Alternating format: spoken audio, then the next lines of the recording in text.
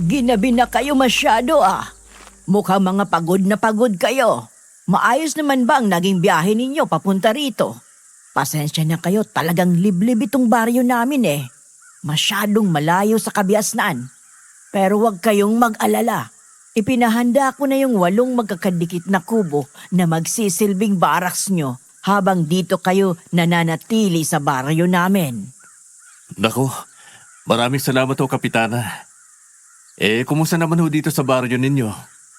Wala ho bang mga nangyayaring hindi maganda o mga kaya na hinalang taong umaaligid lalo na sa gabi?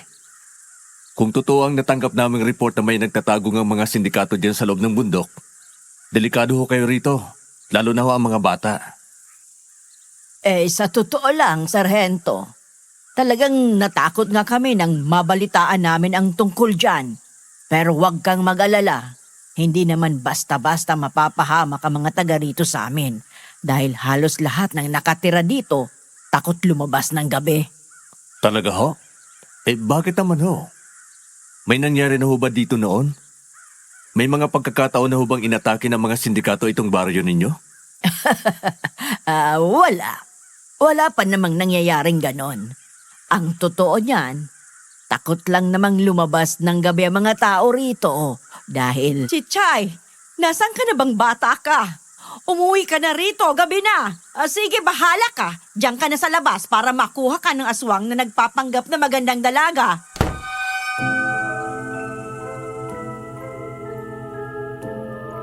Ano ang gagawin mo kung halimbawa ay nasa isang liblib na lugar ka? Tapos isang gabi biglang may kumatok na isang napakagandang dalaga sa pintuan mo at humihingi ng tulong. Tutulungan mo ba siya o hindi mo pagbubuksan man lang ng pintuan? Sabihin niyo po ang sagot niyo sa ating comment section ng ating video at babasahin namin yan. At bago natin simulan ang kwento, i-check niyo po ang bago naming channel na Love Story, Miss and Mr. Love. Sigurado pong kikiligin kayo sa mga kwento, mapapangiti at may mga aral pang mapupulot sa bawat episode. Perfect po ito na pang-relax habang nakikinig. Sama na kayo at ma-in-love sa mga kwento namin. Makikita po ang link sa pinned comments upload natin na ito. Subscribe na po kayo. Huwag kalimutan ha, Miss and Mr. Tagalog Love Story. Magandang araw po sa inyo, Sir Jupiter, pati na rin sa lahat ng mga nakikinig dito sa channel ng Kwentong Takip Silim. Tawagin niyo na lamang po ako sa palayo kong ngayong 54 anyos, isang dating miyembro ng Philippine Army. Nito lang hong nakaraang taon ay nagdesisyon akong magretiro dahil na rin sa payo ng doktor ko matapos akong magkaroon ng mild heart attack. Simula noon, palagi na po akong nakikinig dito sa inyong mga channel hanggang sa nahikayat na rin akong magpadala ng sarili kong kwento. Ang kwentong ito ay nangyari noong mga siguro nasa 28 anyos pa lamang ako kung tama ang pagkakatanda ko. Nagkaroon kami noon ng misyon sa isang liblib na baryo sa isang probinsya sa Visayas matapos makatanggap ng ulat ang militar na may armadong grupong pinaghihinalaang kidnapping syndicate na nagtatago sa bundok na malapit sa lugar. Noong mga panahong yon, laganap ang mga ganitong uri ng krimen sa ilang probinsya. Kaya nagpasya ang militar na magpadala ng maliit na unit upang magsagawa ng security presence habang iniimbestigahan kung may base nga ang mga kriminal sa bundok. Kasama ako sa 8 miyembro ng detachment na pinamunuan noon ng aming team leader na itago na lang natin sa pangalang Sergeant Pablo Gonzales. Hindi niya po tunay na pangalan. At ang kwentong ito po ay tungkol sa kanya. Pero bago ko nga pala ituloy ang pagsasalaysay, gusto ko lamang pong ipaalam sa mga kapwa ko listeners dito na ang kwento kong ito ay dito ko lamang ipinadala sa channel ng Kwentong Takip Silim at wala ng iba. Tanging sila lamang po ang binibigyan ko ng karapatang isalaysay ang kwentong ito. Kaya kung maririnig nyo ito sa iba, sana pakireport na lang po. Yun lamang at ipagpatuloy na natin ang istorya.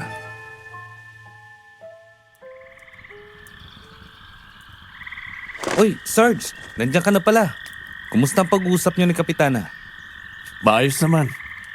Nasabi ko na sa kanya na ngayon pa lang, magtatalaga na ako ng mga sundalo magpapatrolyo sa buong baryo. Kahit dala-dalawa lang, para pwede tayo magpalitan.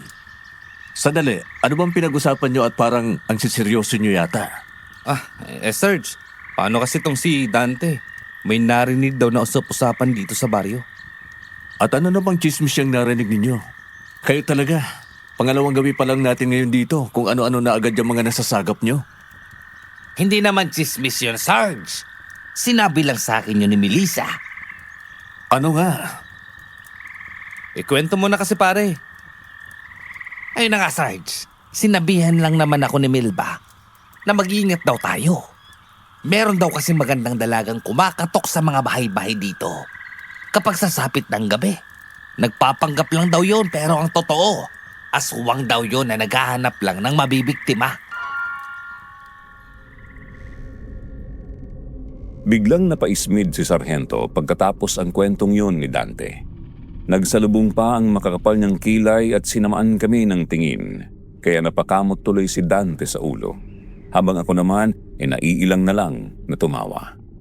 Talagang mahirap kasing biruin yung si Sarge. Istrikto talaga yun, pero talaga namang maibubuga rin. Scout Ranger trainee yun. Hindi nga lang niya natapos ang kurso niya noon pero kitang-kita pa rin sa mga kilos at disiplinang meron siya ang naging training niya. Kaya nga kampante ako sa mga nagiging misyon namin basta't siya ang kasama. Yun nga lang, kabado rin ako kapag nagagalit siya. Huwag ninyong sabihin sa akin naniniwala kayo sa kwentong bayang yun. Sarge, wala namang masamang mag-ingat, di ba? Malay ba natin kung totoo yun? Narinig ko na rin ang tungkol din kahapon. Pero alamat lang naman yan eh. Panakot para hindi lumabas ng gabi ang mga taga rito. Lalo na ang mga bata, dahil nga delikado sa paligid. Sarge, kung hindi nyo na itatanong, yung lola ko kasi, isa siyang magaling na manggagaway dun sa lugar namin. Kaya talagang naniniwala ako sa mga ganyang bagay. Manggagaway? Aba, ngayon ko lang nalaman yan ah. Kaya pala tad-tad ng anik-anik yung katawan mo. Ano yan? Mga anting-anting? Oo. Aba, gawa yata to ng lola ko. Mabibisa tong mga to. Kaya wag mo tong iismolin. Ay, kung sa bagay, talagang dapat nga kayong mag-ingat. Pare-pareho kayong palikero eh. Siguradong kung totoo man yung alamat na yan, kayo ang unang-unang mabibiktima. Dahil sabi kayo sa babae. Bigay mo nga ako niyang inihaw na kamote Myong. Ay, grabe si Sir sa amin oh. O bakit? Huwag niyong sabihin mali ako. Ilang beses ko na ba kayong nakasama sa misyon? Sa bawat lugar yatang mapupunta natin, may mga babae kayong kinakalantari. Sumuko kaya kayo sa mga asawa niyo? Walang ganyan na, Serge. Porque siya wala pang asawa eh. May sinasabi ka, Myong? Wala, Serge. Ang sabi ko, kailan ka ba kasi mag-asawa? Para naman hindi ka kasing pait ng ampalaya.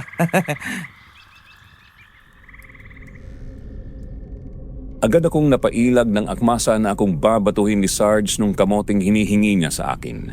Natatawa pa akong nagtago sa likod ni Dante pero sa takot, umiwas din ito. Totoo naman kasi. Nagtataka talaga ako noon kung bakit wala pang asawa o kahit nobya man lang si Sarge ng mga panahong yun.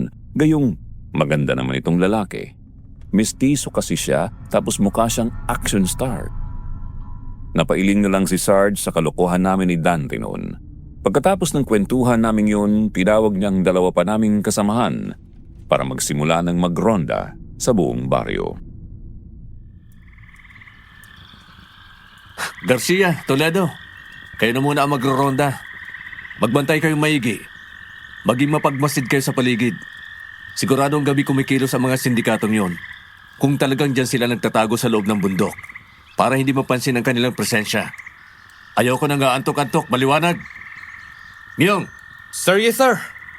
sabihan mo yung iba. Magpahinga na kayo habang maaga pa para kung sakali may kapalitan itong dalawa. Alam kong pare-pareho pa tayong pagod-saban ng naging biyaya natin kahapon. Kailangan nyo makaipon ng lakas. Hindi natin alam kung anong pwedeng mangyari sa bawat oras na nandito tayo. Copy, Serge. Magpapahinga na rin ako. Kung may mangyayari, alam nyo na ang gagawin.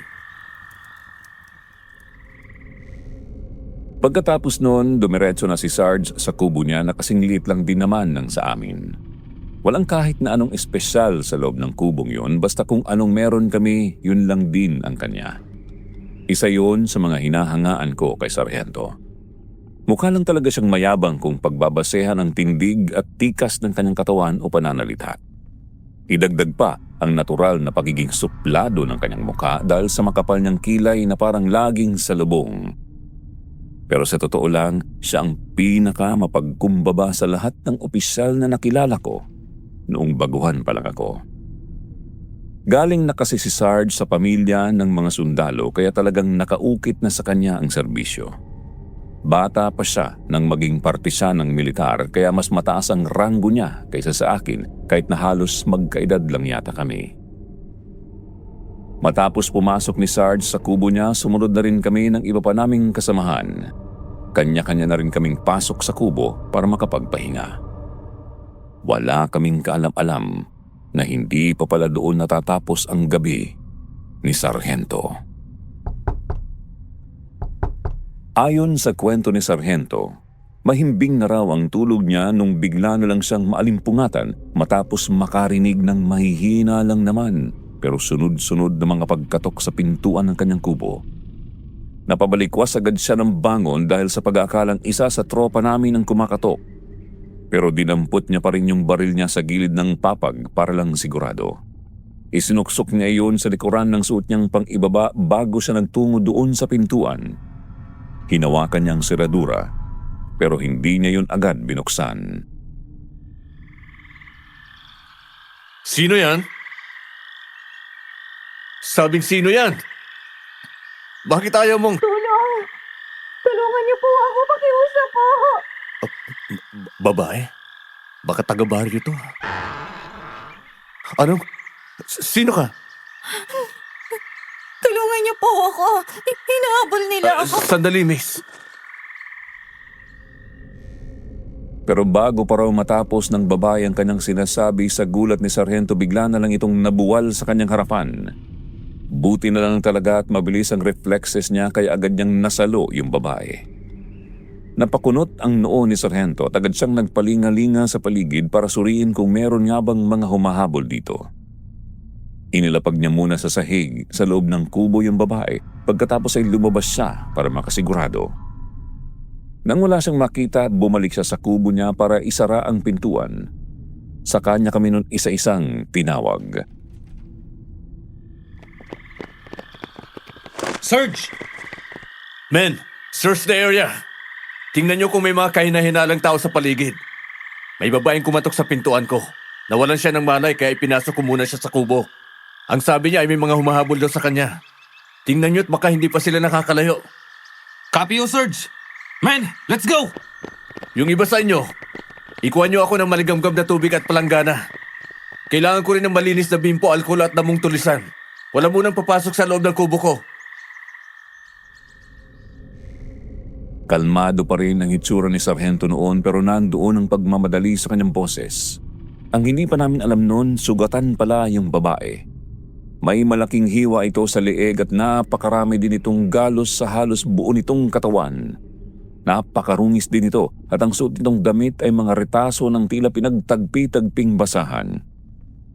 Halos kaunti lang ng bahagi ng katawan nito ang natatakpan noon kaya pala ayaw kaming papasukin ni Sargento noon sa kanyang kubo. Relihiyosong tao kasi yun conservative dahil na rin sa impluwensya ng nanay at lola niyang parehong mga nagsisilbi at opisyal sa simbahan nila noon. Kaya naman sa kabila ng sitwasyon, naisip niya pa rin protektahan ang puri nung babae. Matapos maibigay sa kanya ang mga kailangan, muling bumalik si Sarge sa kubo niya. Binuhat niya ulit yung babae papunta doon sa papag niya tapos ay mabilis niyang sinuri ang mga sugat nito na talagang napakarami pala. Meron pa itong mga hiwa, maging sa dalawang palapulsuhan nito. Medyo nagtaka nga lang si Sargento nung makita niyang ang iba sa mga sugat na yun ay malapit na palang maghilom. Kabilang na yung malaking hiwa sa leeg ng babae. Nang makita niya yun noon, ang tingin niya ay parang may tumutulo pang dugo mula doon. Naisip na lang niya na baka namamalikmata lang siya. Ginamot niya ang mga natitirang sugat ng babae na napag-alaman niyang hindi naman pala malalalim. Binendahan niya yung sugat nito sa leeg tapos pinunasan na rin niya ang mga bahagi sa katawan nito na exposed o hindi natatakpan ng tela. Ang hindi lang ginawa ni Sargento ay bihisan ito. Binalutan pa nga niya ng kumot ang katawan. Balak niyang kinabukasan na lang yun gawin. Magpapatulong siya sa isa sa sinumang mga babae sa baryo. Miyong, kumusta? May nakita ba kayong kahit na ano sa paligid? Wala, Sarge. Hinalugog na po namin ang lahat, pati yung bukana ng gubat paket sa bundok. Pero talagang wala kaming nakita. Kahit sina Garcia at Toledo, wala rin daw napansin. Imposible makalayo agad ng ganong kabilis ang kung sino mang humahabol dun sa babae. Kung totoo nga may humahabol sa kanya. Yun nga rin pong iniisip ko, Serge. Wala namang taong ganong kabilis tumakbo. Wala rin naman sila halos tataguan dito eh. Walang matatas na talahib o puno sa paligid. Puro mabababang halaman lang naman ang tanim dito. Tapos yung mga bahay, nandun pa sa banda. Medyo malayo dito sa barracks natin. Pero na lang kung Kung ano, Miyong? marunong silang lumipad. Si Raulo ka talaga. Serge. Biro lang naman, Serge eh. Biro ba yung may babae nang nawala ng malay sa harap ko? Pasensya na ho, Serge. Ang totoo niyan, medyo nagtataka lang kami nitong si Dante. Nagtataka? Anong pinagtataka nyo? Oo, bakit ako na naman? Wag ka na nga magmangmangan pa. Sabi kasi sa akin ni Dante, Serge, parang katulad daw na nangyari ngayon, yung tungkol dun sa ikwento sa kanya ni Ate Melissa. Kaya baka raw totoo nga yun. Baka raw yung babaeng kumatok sa'yo, isa talagang aswang na nagpapanggap lang bilang isang magandang dalaga. Ano? Talagang mga siraulo talaga kayo. Yang tanong, Serge, maganda ba? Aray ko, Serge. Biro lang ulit, Serge. Anong biro? Tigilan nyo nga ako ha. Magsilaysa kayo sa harap ko. Nagsisikuhan tuloy kaming lumayas ni Dante noon sa harapan ni Sargento dahil baka matuktukan niya pa ulit kami ng isa. Nakita ko pang iiling-iling si Sarge habang papalayo kami. Pagkatapos ay bumuntong hininga siya at nilingon ulit ang kubo niya. Bago siya pumasok ulit doon, nanghiram siya ng ekstrang kumot at unan, pati na rin banig sa isa sa mga tropa dahil sa sahig na lang daw siya matutulog. Kami ni Dante ang inatasan niyang magbantay sa barracks at sinabihan kaming huwag daw kaming matutulog hanggat hindi nagbubukang liwayway. Iyon na ata ang parusa namin sa pagbibiro namin sa kanya. Kaya nagsisi pa ako noon. Joker lang kasi talaga ako nung kabataan ko kaya madalas talaga akong mapagalitan ni Sargento. 6:00 na ng umaga nung bumangon si Sarge. Hindi na niya tiningnan pa yung babae dahil narinig naman daw niyang naghihilik ito. Hinayaan na lang niyang makapagpahinga ito at lumabas na lang agad siya ng kubo. Hoy, Sarge, good morning. Mukhang maganda ho yata ang gising niyo aray ko, bakit ka ba naniniko ha? Ano ka ba, Dante? Huwag mo nga yung bibiruin si Sir. Kita mong kagising lang yan. Hindi ka pa ba nadadala? Gusto ko na matulog si Raulo ka. Ay, oo nga. Sarge, kape ho. Sige, Mendoza. Pahingi ako. Salamat. Areglado ho, Sarge. Miyong. Yes, sir. Pwede bang magtawag ka ng kahit na sinong babae dyan sa baryo? Manghiram ka na rin ng damit. Pabibisan ko yung dalagang walang malay sa kubo. Tapos dumaan ka na rin kay Kapitana at ipaalam mo sa kanya yung nangyari kagabi. Baka kilala niya yung babae. Sige, Sarge. Sige, pagkatapos noon, pwede na kayong matulog ni Mendoza. Yun, copy ho, Sarge. Aalis na ho ako. Oh, anong ingay yun? Bakit parang may nanaglag? Mukhang galing yata sa loob ng kubo mo, Sarge. Sige na, Miyong. Sundin mo na ang utos ko. Sige ho, Sarge. Pagpasok ni Sargento sa loob ng kubo niya ay inabutan niyang nakasalampak sa sahig yung babae. Nakatalikod sa pintuan tapos hawak-hawak nito yung kumot na nakabalot pa rin sa kanyang katawan kaya nakampante si Sargento. Sadya siyang umubo kunwari para makuha niya ang atensyon ng babae. Agad naman itong humarap sa kanya na may gulat na ekspresyon sa muka pero ganun na lang ang pagsasalubong ng kilay ni Sargento nang may mapansin siyang kakaiba sa babae. Teka, anong ibig sabihin nito? Bakit biglang nawala yung mga sugat mo? Sino ka? Nasaan ako? Maawa kayo sa akin. Huwag niyo ako isasaktan. Miss, teka, hindi kita sasaktan. Wala ka bang naaalala sa nangyari sa'yo kagabi? Ikaw ang kumatok dito sa kubo. Ang sabi mo sa akin may mga humahabol sa'yo. Huwag mo kong ibibigay sa kanila pakiusap. Bakit? Huwag mo kong hayaang makuha nila. Ayoko nang bumalik sa kanila. Ayoko na. Nakikiusap ako sa inyo. Tulungan niyo ako. Ayoko nang bumalik sa kanila. Hindi kita ibabalik doon. Tana. Serge, nandito na si... oops. Tandang-tanda ko kasama ko na si Ate Melissa at Kapitana noon kaya naman bigla ko binuksan yung pinto ng kubo ni Sarge. Pero hindi namin inaasahan ang tatambad sa amin sa loob noon. Nakayakap yung napakagandang babae sa lieg ni Sarge habang siya naman ay nakahawak sa bewang nito. Gulat na gulat din sila nang abutan namin sila sa ganung posisyon. Nakatapis pa ng kumot ang katawan ng babae kaya lalong naging awkward ang hitsura nila. Gusto ko sanang bumunghalit ng tawa noon kaya lang ay biglang nagsalubong ang kilay ni Sargento at tiningnan ako ng masama. Hindi ka ba marunong kumatok, Myung? Pasensya ka na, Serge. Kasi kasama ko na sila, kaya... Magandang umaga ho sa inyo, Kapitana, Ate Melissa. Magandang umaga rin sa'yo, Sargento. Eto na yung damit na hinihiram mo. Para ba ito dyan sa babaeng kayakap mo? Ha? Sige na, Sargento. Kami na ni Melissa ang bahala sa kanya. Lumabas muna kayo ni Myung at nang masimulan na namin siyang bihisan. Sige, salamat ho. Myung, sumunod ka sa akin. Serge, sorry na. Hindi ko naman kasi alam na nagkakamabutihan na kaagad kayo ng babae. Hindi kami nagkakamabutihan. Gunggong. Lumabas kami ni Sargento noon ng kubo. Kinabahan ako noon. Akala ko talaga parurusahan na naman niya ako. Buti na lang at napansin kong medyo distracted si Sarge ng mga sandaling yon. Para siyang may malalim na iniisip. Kaya naman doon na ako nagpaalam na sumibat para makagawa na ng tulog. Si Dante kasi nauna nang maghilik sa akin. Swapang kasi ang isang yun eh. Siguro mga ilang oras din kaming nakatulog noon. Bandang 3:00 na ng hapon nung magising kami ni Dante. Inabutan namin si Sargento na nakaupo sa isang putol na troso malapit doon sa ginawa naming lutuan sa harap ng mga kubo namin. Nagkakape siya pero ganun pa rin ang itsura. Mukhang malalim pa rin ang iniisip niya. Serge, baka naman matunaw na yung tasa sa kakatitig mo. Lalim yata ng iniisip natin oo nga Serge. Kanina ka pa namin pinagmamasdan ni Myung mula doon sa kubo. Parang pasan mo yata ang buong mundo. Gising na pala kayong dalawang ulupong. Hindi ko lang talaga maalis sa isip ko yung babaeng kumatok kagabi.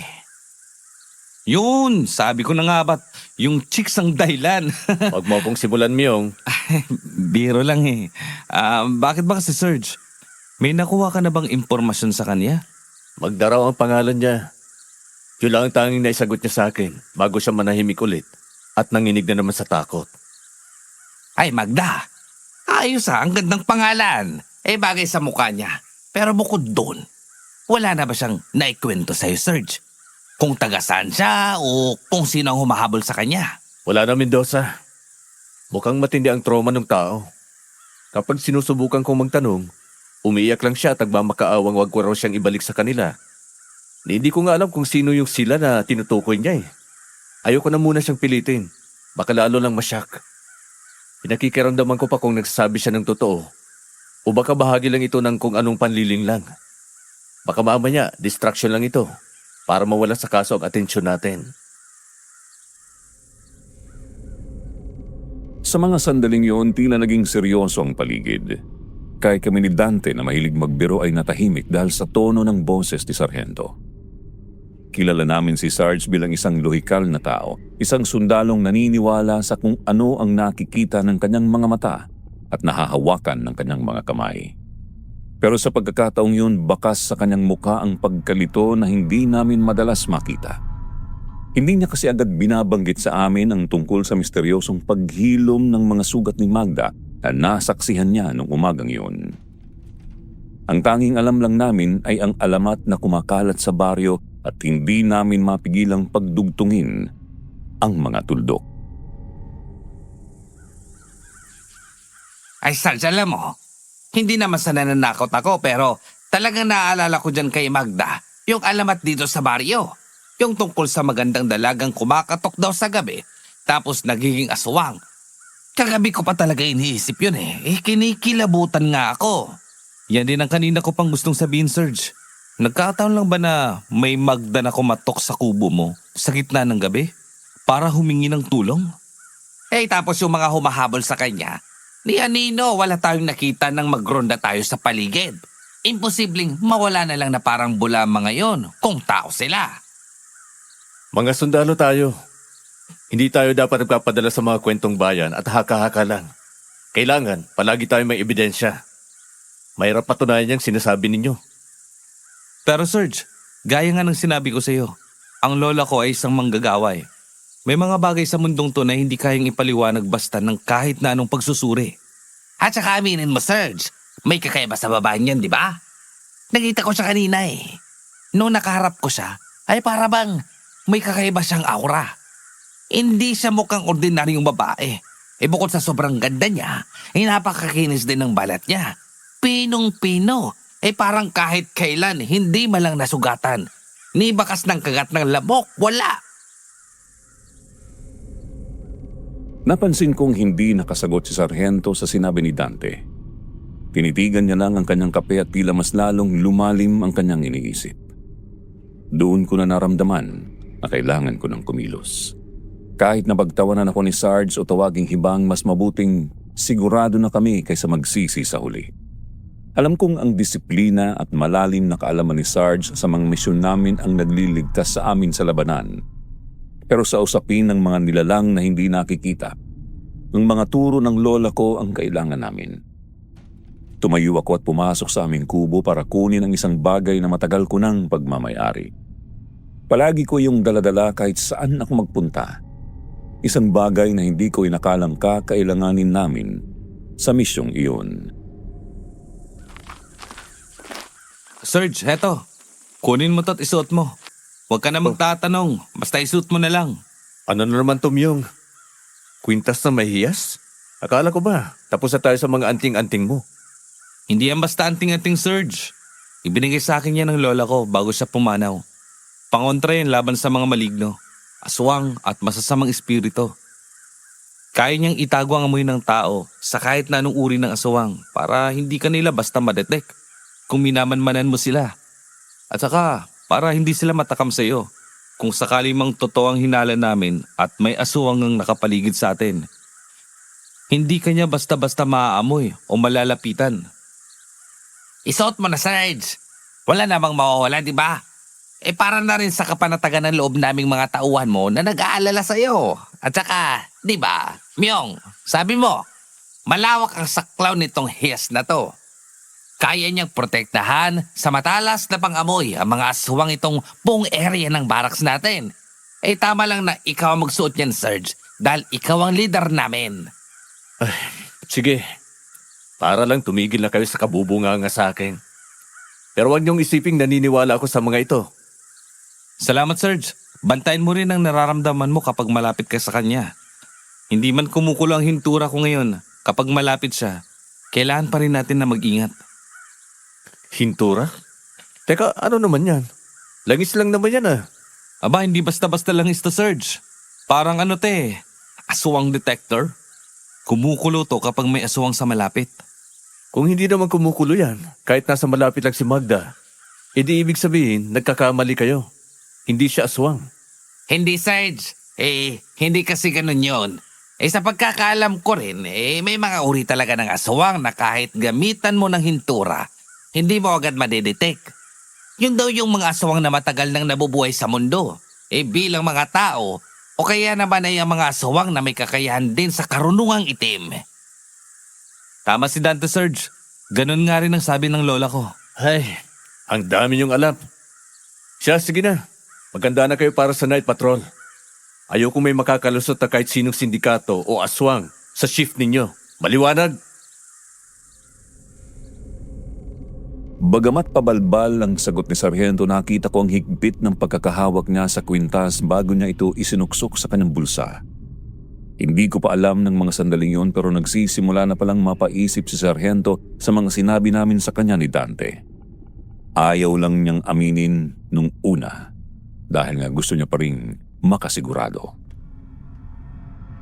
Ikalawang gabi na ni Magda sa aming kampo noon. Dahil alanganin namang makisiksik siya sa kahit na sino sa aming mga lalaki at lalong hindi naman namin siya pwedeng patulugin sa bahay ng isa sa mga taga-baryo, nagpasya kami ni na Kapitana na ayusin ang bakanting kubo sa dulo para sa kanya. Maayos naman ang kubo, malinis at may sariling higaan. Pero bago pa man namin siya maihatid doon mula sa kubo ni Sargento, tila biglang nag-iba ang ihip ng hangin. Nakita namin ang takot sa mga mata ni Magda. Para siyang biglang nag-astang isang batang maliligaw sa dilim kapag iniwan. Magda, ayos na matutuluyan mo doon sa kabilang kubo. Malapit lang naman yun dito. Kaya kung may kailangan ka, sumigaw ka lang. Sila may yung ang naka-duty na mag-roving ngayon. Serge, huwag po. Maaari bang dito na lang ako sa'yo? Kahit sa seg na lang po ako. Huwag niyo lang ako ilayo sa inyo. Hindi pwede yun, Magda. Lalaki ako. Hindi magandang tingnan na ang isang dalagang katulad mo ay kasama ko matutulog dito. Maliit ang kubo ko at kailangan ko rin magpahinga ng maayos para sa operasyon bukas. Doon ka na sa dulo. Mas komportable ka doon. Pakiusap. Parang awa niyo na. Natatakot akong mag-isa. Pakiramdam ko may mga matang nakatingin sa akin mula sa kakauyan. Dito na lang ako sa tabi niyo. Hindi ako maglilikot, pangako. Kita mo yan, Myung. Dahil panglinta kung kumapit kay Serge. Mukhang may special protection na gustong makamit ang bisita natin. O kaya naman, ay talagang takot lang siya. Pero pansinin mo ang higpit ng kapit niya. Parang ayaw na talagang bumitaw eh. Magda, bitiwan mo na ang braso ko. Sabi ko naman sa'yo, ligtas ka rito. Kami ang bahala sa seguridad ng paligid. Hindi niyo naiintindihan. Hindi sila ordinaryong tao. Kapag mag-isa ako, mas madali nila ako mahanap at makukuha. Pakiusap, Sargento. Dito na lang ako. Kahit sa sulok na lang ako mamaluktot. Sige na, sige na. Myung, Dante, iwanan niyo muna kami dito. Dito na raw siya matutulog. Maglalatag na lang ako sa saig. Sigurado ka, Serge? Baka sumakit ang likod mo niyan sa tigas ng kawayan. Sanay ako sa hirap, Myung. Mas mahirap ang makipagtalo sa babaeng ayaw makinig. Gusto ko nang matulog, kaya sige na. Lumabas na kayo at simulan na ang pagroronda. At siguraduhin niyong walang makakalapit na kahit sinong hindi dapat dito. Wala na kaming nagawa ni Dante kundi ang sumunod. Iniwan namin si Sargento na abala sa pag-aayos ng kanyang higaan sa sahig. Habang si Magda naman ay dahan-dahang umupo sa papag, tila unti-unting kumakalma dahil nasa malapit lang ang kaisa-isang taong pinagkakatiwalaan niya ng mga sandaling yun. Pero si Sarge hindi basta-basta natulog. Nakita ko bago kami lumabas na inihanda niya ang kanyang M16 sa kanyang tabi. Alam kong kahit pinagbigyan niya ang dalaga na nanatiling alerto ang kanyang military instinct. Hindi talaga siya basta sundalo lang. Isa siyang hunter at alam niyang may hindi tama sa sitwasyong kinalalagyan niya. Lumipas ang 1 linggo na nanatili si Magda sa aming kampo. Sa totoo lang, naging malaking tulong siya sa aming lahat noon. Hindi siya tamad, sa katunayan siya na ang gumagawa ng mga gawaing bahay na dati ay pinagtatalunan pa namin ng buong tropa. Malinis ang mga kubo, ganun din ang mga gamit namin sa pagluluto at pagkain. Kahit ang mga punda at kumot na ginagamit namin ay palaging mabango. Maayos ang lahat dahil sa kanya. Hindi nga lang talaga siya hinayaang magluto ni Sargento ng para sa amin dahil nga hindi pa rin siya ganun katiwala kay Magda. Pero habang tumatagal, lalong lumalalim ang hinala namin. Hindi lang dahil sa kanyang kagandahan kundi dahil sa mga gawin niyang tila hindi pasok sa katangian ng isang normal na dalaga na mula sa probinsya. Miyong, napapansin mo ba yung mga kinakain ni Magda? Parang laging hilaw o kaya naman ay kulang sa luto ang karne kapag si Magda ang naghahanda para sa sarili niya. Oo nga, Dante. Napansin ko rin yun. Kaya nga sinabi ni Serge na isabay na raw sa pagluto ng pagkain natin yung kay Magda. At saka, napunabo ba? Kapag nagluluto siya, ni isang butil ng bawang, hindi siya gumagamit. Kahit sa ginisang sayote, sibuyas lang nakikita kong nilalagay niya. At saka nung isang gabi, napapansin ko, parang hindi talaga siya natutulog. Minsan pa nga, kapag lumalabas ako para umihi ng madaling araw, nakikita ko siyang nakaupo lang sa tapat ng bintana, nakasilip pa sa maliit na siwang. Tapos nakatitig lang siya sa gubat para siya nagbabantay sa kung sinong paparating. Sinabi ko na sa'yo ibang kutob ko rito. Kahit si Serge, mukhang hindi na rin mapakali. Napapansin mo ba ang tingin niya kay Magda? Parang hindi na yung tingin ng tumutulong, kundi tingin ng isang investigador na naghahanap ng butas. Oo nga Kahapon lang, narinig ko siyang sinisita si Magda dahil ayaw daw lumabas ng kubo. Kapag tirik ang araw, sabi ni Magda, nasasaktan daw kasi ang balat niya sa sikat ng araw Ay, nako ba? Kakaiba talaga siya. Siguro, kailangan na nating kausapin si Serge tungkol dyan. Subukan nating maglagay ng bawang sa paligid ng pinto niya. Tingnan natin kung anong mangyayari. Kung talagang aswang siya, hindi siya makakatawid doon. Habang nag-uusap kami ni Dante, hindi namin alam na mas matindi pa pala ang tensyong namumuo sa loob ng kubo ni Sargento. Yung Pablo na dati ay tahimik lang ay tila naabot na ang dulo ng kanyang pasensya. Hindi na niya matanggap ang mga pananahimik ni Magda. Para sa isang sundalo, ang kawalan ng impormasyon ay katumbas ng panganib. At ang panganib na yon ay kasama na niya sa iisang silid sa loob ng 7 gabi. Isang linggo na kami nagpapakain sa'yo, nagbabantay sa'yo at nagbibigay sa'yo ng matitirahan. Pero hanggang ngayon, wala pa rin akong makuhang malinaw na sagot kung sino ka ba talaga. Sinabi ko na po sa inyo, Sarge. Ako ay isang simpleng babae lang na tumakas sa mga masasamang tao. Huwag mo akong lokohin. Nakita ko ang mga sugat mo noong unang gabi.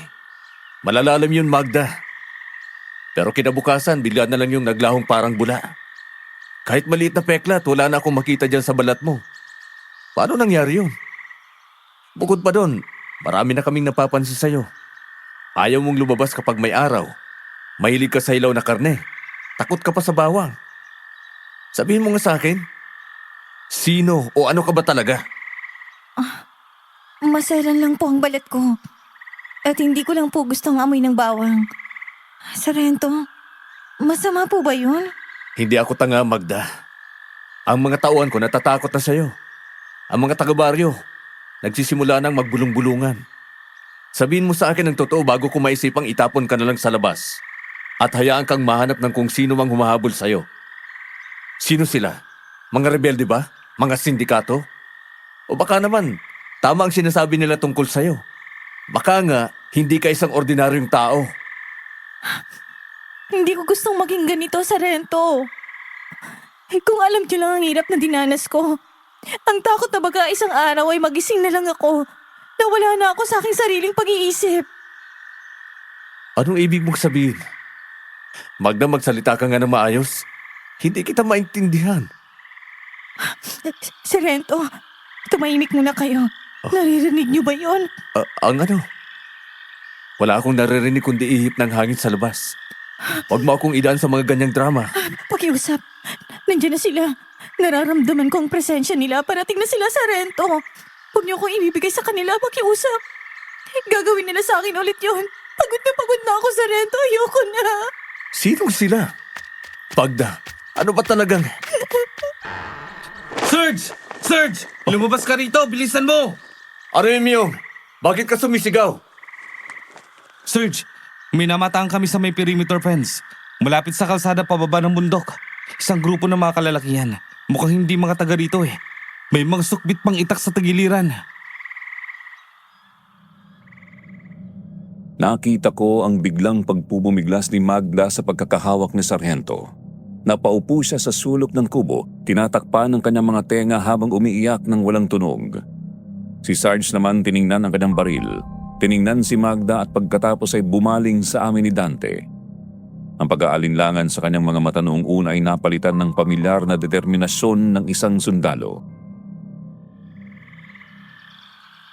Miyong, Dante, maging alerto kayo. Pero huwag kayong kikilos hanggat wala silang ginagawang masama. Haharapin ko sila at aalamin kung ano ang kailangan nila. Roger, Sarge! Pero Sarge, paano si Magda? Dito lang siya sa kubo. Mukhang malalaman na natin ngayong gabi kung sino talaga ang mga kinatatakutan niya at kung sino ba talaga siya. Siguro, Sarge. Magbabantayo kami. Sabayan ko na rin po ang ibang tropa. Habang papalapit kami sa perimeter fence, ramdam ko ang kakaibang bigat sa hangin. Hindi yun katulad ng karaniwang kaba na nararamdaman ko kapag may inkwentro sa mga rebelde o sindikato. Iba yun. Mas nakakatakot. Mas kakaiba. Sa liwanag ng bilog na buwan ng gabing yun, naaninag namin ang 7 kalalakihan. Nakasuot sila ng mga itim na kamiseta at pantalong pangtrabaho na parabang mga ordinaryong tao lang sila. Pero ang tindig nila ay hindi basta-basta.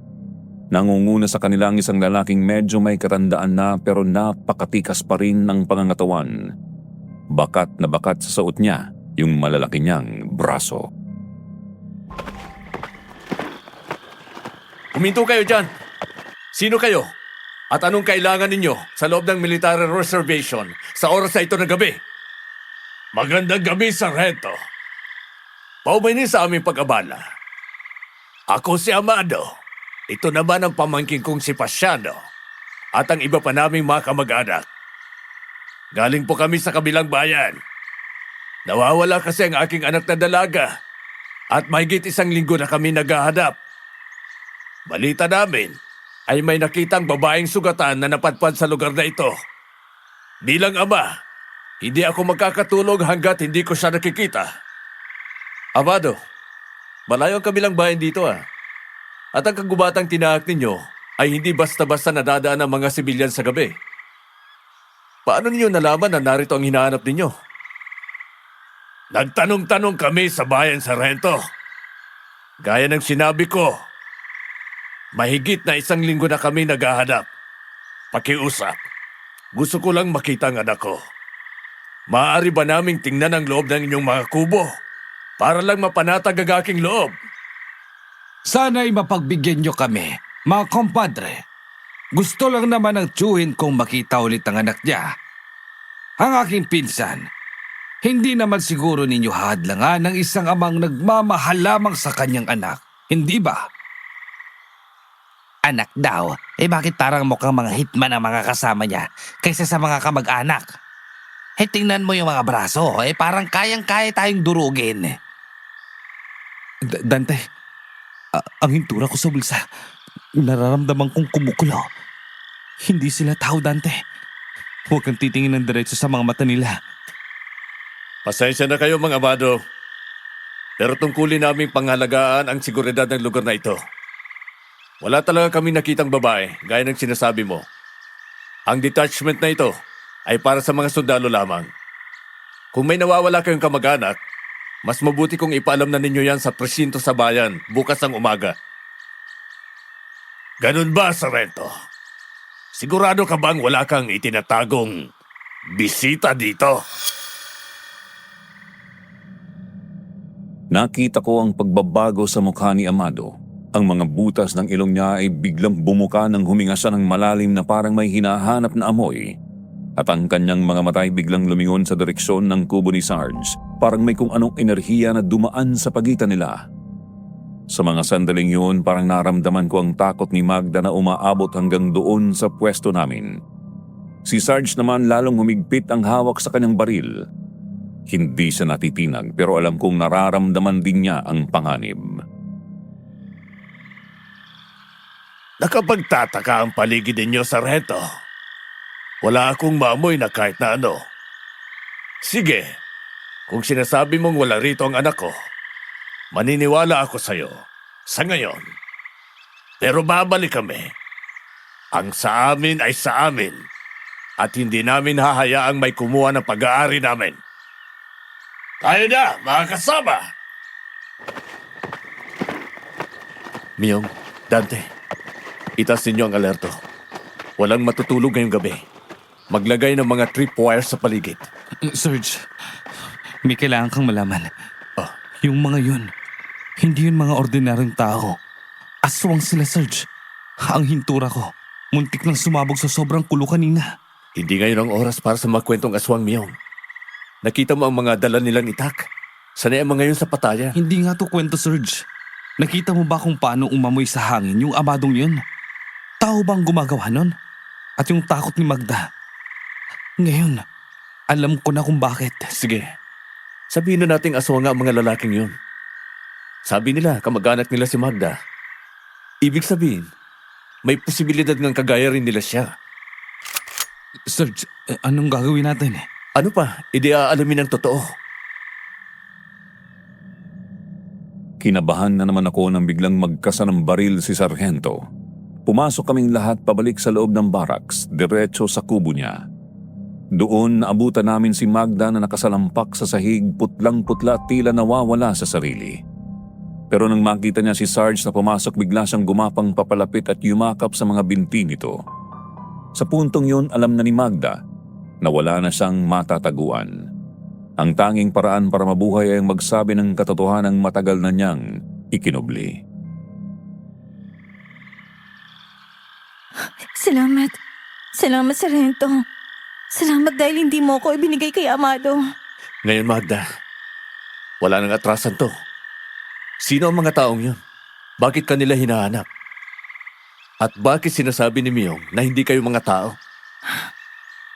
Hindi ako kabilang sa kanila. Hindi ako aswang, Sargento. Tao ako. Pero lumaki ako sa piling nila.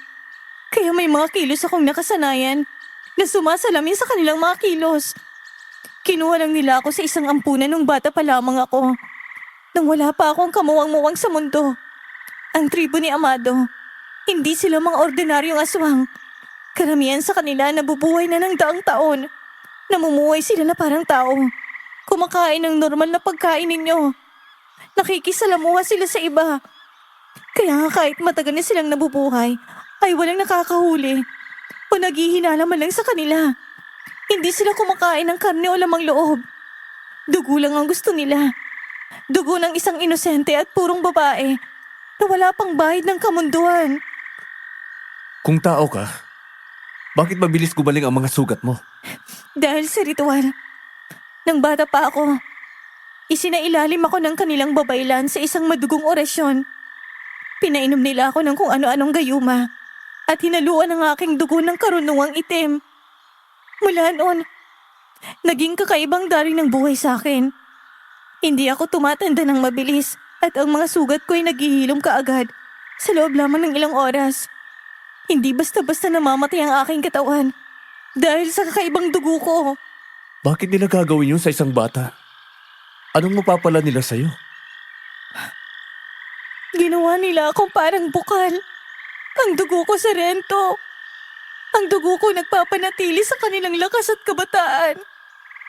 Sa loob ng maraming dekada, ako nagsisilbing bitamina nila. Hindi nila kailangan mambiktima ng madalas sa labas. Dahil sapat ng dugo ko para mabuhay sila ng daang-daang taon. Para ako isang hayop na ikinukulong para lang gatasan. Pero sa kaso ko, dugo kong kinukuha nila. Dugo ng isang inosente at purong babae. Narinig ko na ang tungkol dyan nun. Kaya pala gano'n na lang kadesperado si Amado na makuha ka. Ikaw ang kuhanan nila ng supply. Opo, pero hindi lang yan.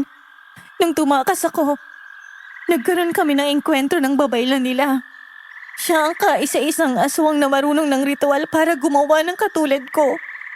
Sa gitna ng pagpapatentero namin, napatay ko siya. Aksidente lang ang lahat. Pero alam kong yun ang naging mitya ng kanilang galit. Wala nang babaylan. Kaya wala na silang makukuha ang kapalit ko. Kaya hindi sila papayag na mawala ako. Ibig sabihin, dahil nawala ka sa kanila, unti-unti silang hihina. Mamamatay sila sa rento. Pero para hindi mangyari yon, mapipilitan silang lumabas at pumatay ng mga inosente at purong babae. Para tustusan ang kakaiba nilang uhaw. Ayaw na ayaw nilang gawin yun noon. Dahil umiiwas silang makipagsagupaan sa mga tao. Pero dahil wala nang babaylan, hindi na nila makukuha ang pagiging puro at immortalidad na ibinibigay ng dugo ko. Kaya gano'n na lang ang paghahanap nila sa akin. Ako ang kanilang buhay at ako rin ang kanilang kamatayan. Natahimik kaming lahat sa loob ng kubo. Ang tunog lang ng hanging dumadampi sa sawali ang naririnig. Ang kwento ni Magda ay tila isang bangungot na naging totoo. Isipin mo ang isang inosenteng bata ginawang kagamitan para sa kasamaan ng mga nilalang na matagal na nating itinuturing na alamat lang. Tumingin ako kay Sargento. Nakita ko sa kanyang panga ang pagngangalit. Sa puntong yon, alam naming hindi na lang ito tungkol sa misyon o sa pagbabantay namin sa baryo. Ito ay tungkol na rin sa katarungan para sa isang babaeng ninakawan ng kanyang kinabukasan. Hindi ka nila makukuha, Magda. Hanggat suot ko ang uniforming ito at hanggat may bala ang baril ko, walang sino mang aswang ang makakahawak ulit ni sa dulo ng daliri mo. Pero Sarge, 7 sila kanila. Ang sabi ni Magda, marami pa sila sa tribo. Paano natin sila lalabanan kung hindi sila tinatablan ng bala gaya ng sabi sa mga kwento? Doon papasok ang mga turo ng lola ko, paring Dante. May mga paraan, pero kailangan natin magmadali. Dahil alam kong mahinala na si Amado na narito si Magda. At kapag bumalik sila, hindi na sila magpapanggap na naghahanap lang ng anak. Susugod sila para patayin ang kung sino mang haharang sa kanila. Miyong, ihanda mo lahat ng alam mong pangontra. Dante, tawagan ang headquarters. Humingi ka ng backup. Pero wag mong sasabihin ang tungkol sa aswang. Sabihin mo lang, may armadong grupo ng mga sindikato tayo nakaengkwentro. Magda, tumahan ka na. Huwag ka na mag-alala. Hindi kita pababayaan. Maraming salamat po, Sargento. Pero mag-ingat kayo. Si Amado, hindi lang siya malakas. Matanda na siya at sa bawat taon ng buhay niya, mas lalo siyang naging mapanlinlang. Gagawin niyang lahat. Kahit ubusin ang buong baryong ito, makuha lang ako. Di haharapin natin sila. Wala tayong ibang pagpipilian. Hindi ka namin pwedeng ibigay sa kanila, Magda. Ramdam na ramdam ko noon ang bigat ng responsibilidad namin. Isang maliit na detachment laban sa isang tribo ng mga aswang na desperadong ipagpatuloy ang dekada-dekada na nilang buhay. Hindi ko malaman noon kung maiihiba ako o matatae kapag iniisip kong hindi na lang mga armadong tao ang makakalaban namin, kundi mga armadong aswang. Talagang nagkandaletse-letse na ng mga panahong yon ang misyon namin na akala namin noong una ay gaya lang ng mga napagtagumpayan na namin. Nung oras na yon, hindi ko rin alam kung matatakot ba ako o mabubuhayan. Kasi si Sarge, kahit alam niyang aswang ang kalaban namin, para bang mas lalo pa siyang naging desidido. Nakita ko kung paano niya tingnan si Magda noon, halatang malaki ang awa niya sa dalaga. Kahit naman kami ng tropa ganun din, kaya nga lang wala na kaming ibang pagpipilian kundi ang lumaban noon dahil hindi namin siya pwedeng pabayaan. Miyong, siguraduhin mong hindi basta-basta makakapasok ang kahit na sinong tagalabas sa perimeter. Dante, i-check yung maigi ang paligid.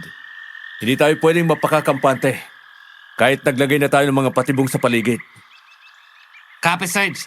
Pero tingin ko naman, hindi na sila babalik pa.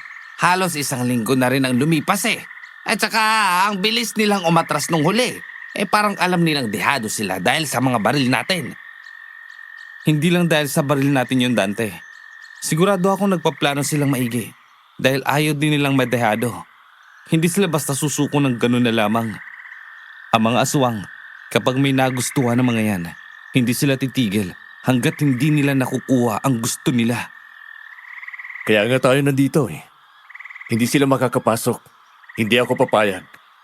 Siguraduhin ninyong puno ng bala ang mga baril ninyo. Maging alerto tayo sa bawat oras. Hindi natin tansyado ang iniisip at ikikilos sa mga kalaban. Oo nga, Sarge. Medyo nakakapanibago nga eh. Dati, NPA o sindikato lang ang kalaban natin. Ngayon, kung ano-anong nilalang na. Hindi ko lang akalaing totoo. May laban kaya mga baril natin to sa kanila. Tatagos pa rin naman yun sa balat nila. Gawa sa tanso ang mga bala natin.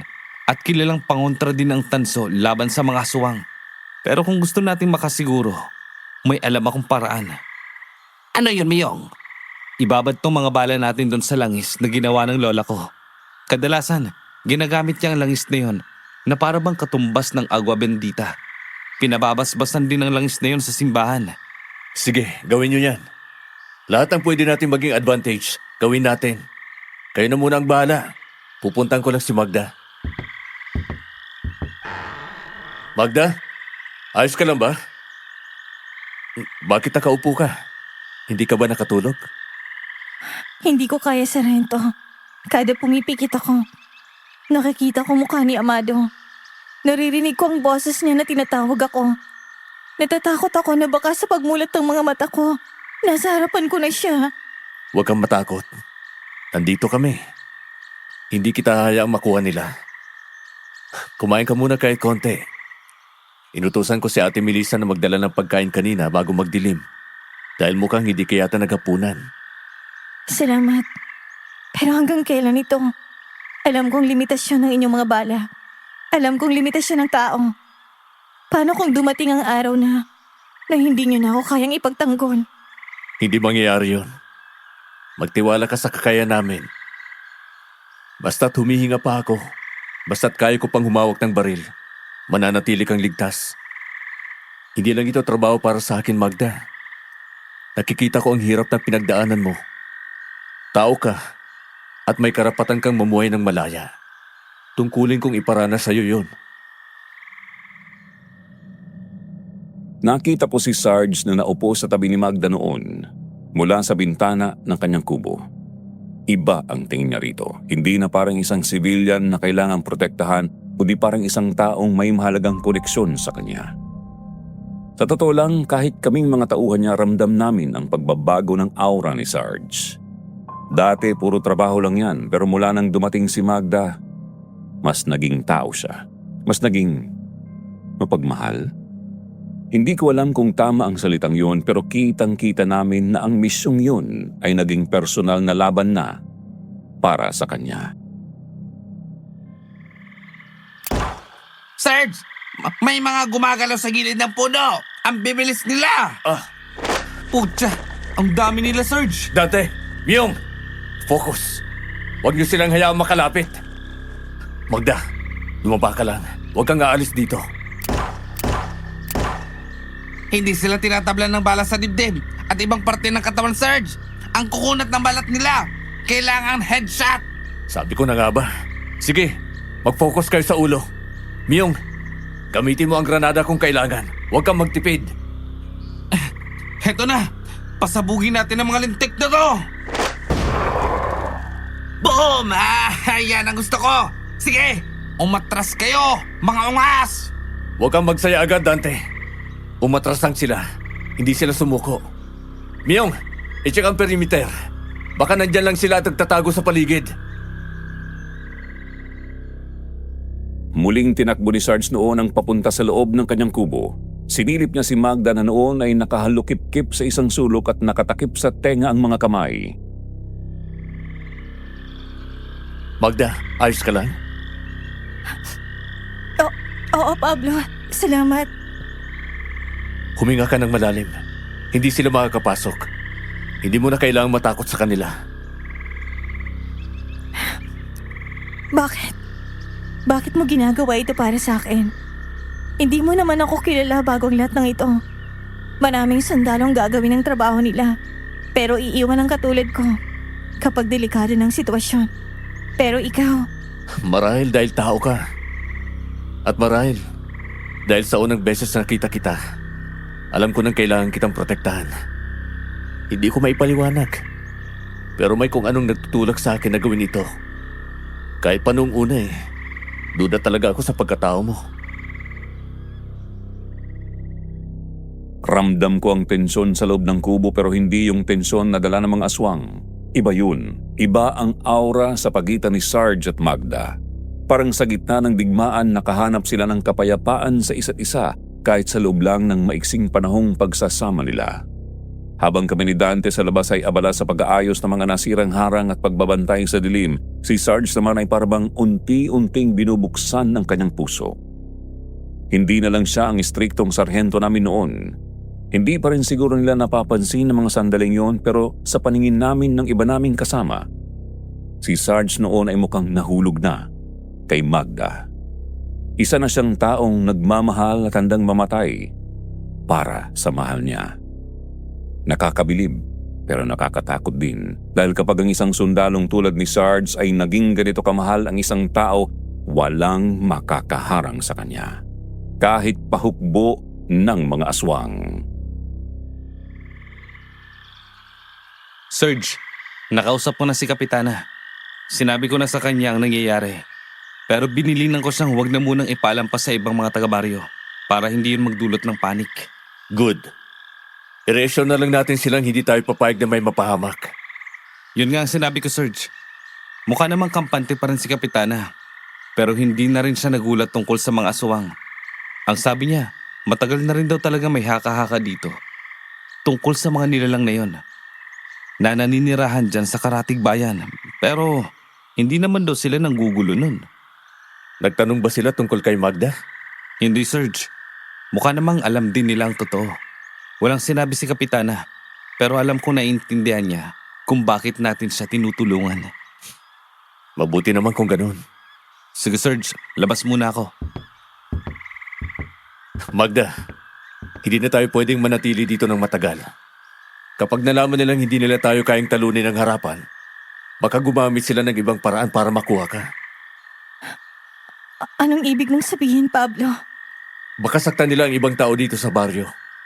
Gagamitin nila yung mga tao para mapilitan tayong lumabas. Hindi natin pwedeng hayaang madami ang mga tao rito. Napag-isipan ko na ang gagawin. Buhat nung malaman ko ang ginawa sa'yo ng mga aswang na yon. May kinailangan lang akong asikasuhin. Kaya ngayon lang kita nasabihan. Tama ka. Hindi ko mapapatawad ang sarili ko kung may mamamatay ng dahil sa akin. Anong balak mo? Mag-impake ka na. Bukas na bukas din, iuuwi na kita ng Maynila. Nakakuha na ako ng ticket sa eroplano. Tatawagan ko na rin ang officer ko at may ipadadala silang pansamantalang kapalit ko dito sa kampo. Pablo, masyado naman yata yung abala sa'yo. Bakit ikaw pang kailangan magatid sa... Hindi ka abala para sa akin, Magda. Hindi ako makakampante kung hindi ako mismo ang maghahatid sa'yo. Naibiling ko na kina Miyong ang gagawin habang wala ako. Babalik din naman ako rito kaagad kapag nasigurado kong ayos na ang lagay mo doon. Sarge, tapos na kami sa labas. Ayos na yung sasakyang gagamitin natin papuntang bayan. Sige, maghintay na lang tayo ng bukang liwayway. Yung iba sa inyo, matulog na muna. Yung iba, magbantay at magronda. Nakita ko ang determinasyon sa mga mata ni Sarge. Hindi siya nag-aalinlangan. Mabilis siyang nag-iisip ng mga plano. Mabilis siyang kumikilos para sa kaligtasan ng lahat. Pansin na namin noon na mahalaga na si Magda sa kanya pero hindi pa rin nawawala ang pagpapahalaga niya sa iba pang taga-baryo. Wawalo lang kami noon pero dahil sa galing ng leader namin ay nagawa naming protektahan sa loob ng ilang linggo ang baryo mula sa mga pag-atake ng aswang na kami lang ang nakakaalam. Malapit na tayo sa terminal ng bus patungong airport. Magda, ayusin mo yung suot mong sombrero. Huwag kang titingin ng diretso sa mga tao sa labas. Dante, magalan mo lang ang takbo. Huwag tayong kukuha ng atensyon. Copy, Sarge. Pero bakit parang ang bigat ng pagaramdam ko rito sa bayan? Maraming tao pero parang lahat sila nakatingin sa atin. Hindi lang basta pakiramdam, pare. Tingnan mo yung lalaki nakatayo sa tapat ng butika. At yung dalawa pa dun sa kanto ng munisipyo. Hindi ba't sila yung mga kasama ni Amado sa perimeter fence nung isang gabi? Sila nga. Sila nga mga yan. Si Pasiano yung nasa kanto. Pablo, nakita niya tayo. Nakatingin siya ng diretso sa sasakyan natin. Putya, paano nila nalamang dadaan tayo rito sa oras na ito? Myong, ihanda ang baril. Dante, huwag kang hihinto. Diretso lang. Sarge, may mga pulis sa unahan. May checkpoint. Ay, teka. Yung kasama nila sa checkpoint. Hindi ba si Amado yun? Nakikipagkamay pang hepe sa matandang yon. Sinasabi ko sa inyo, hindi lang sila sa bundok makapangyarihan. May mga kaibigan sila sa gobyerno, sa pulisya, kahit sa mga matataas na opisyal. Binabayaran sila ni Amado gamit ang mga antigong ginto at kayamanan na naipon nila sa loob ng daang-daang taon. Protektado sila rito. Wala tayong takas. Kaya pala kahit anong report ang gawin tungkol sa mga nawawalang tao sa lugar na ito, walang aksyon ng munisipyo. Dante, iatras mo ang jeep. Bumalik tayo sa baryo. Ngayon din.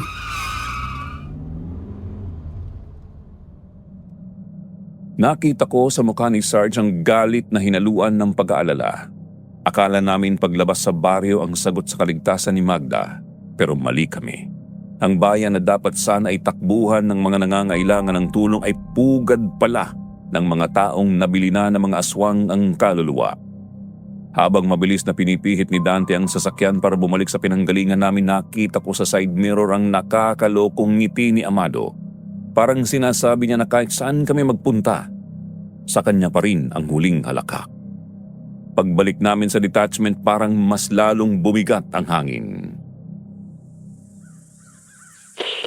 Sarge, masamang balita. Nakontak ko ang headquarters. Sabi nila, hindi raw matutuloy ang pagpapadala ng kapalit mo. May biglang insurgency movement daw, dun sa kabilang probinsya daw. At dun ibinuhos lahat ng available na tao. Mukhang may iwan tayo rito nang tayo-tayo lang.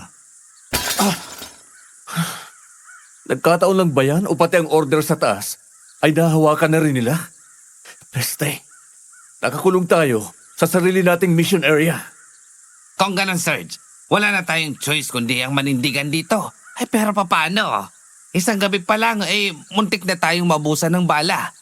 Kung susugod ang buong tribo ni Amado, hindi tayo tatagal ng isang linggo. May isang paraan, pero alam kong hindi niyo magugustuhan. Lalo ka na, Serge. Ano yun, Miyong? Naalala mo yung sinabi ko tungkol sa sumpa sa dugo ni Magda?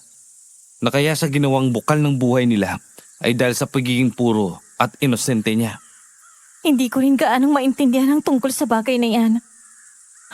Ang sabi sa akin ni Amado noon, Miyong, kailangan kong manatiling malinis para hindi maging laso ng dugo ko sa kanila. Yun lang ang alam ko. Magda, ang ibig sabihin nun, kailangan mong manatiling berhen. Yun ang selyo ng orasyon ng babaylan sa katawan mo. Hanggat wala pang lalaking nakakagalaw sa iyo, mananatiling mataas na uri ang dugo mo para sa kanila. Pero kapag nawala ang pagiging puro mo, mapuputol ang bisa ng itim na karunungan sa loob mo. Miyong, alam ko kung anong ipinupunto mo. Pero anong klaseng suggestion yan? Alam mo ang paninindigan ko tungkol sa mga ganyang bagay.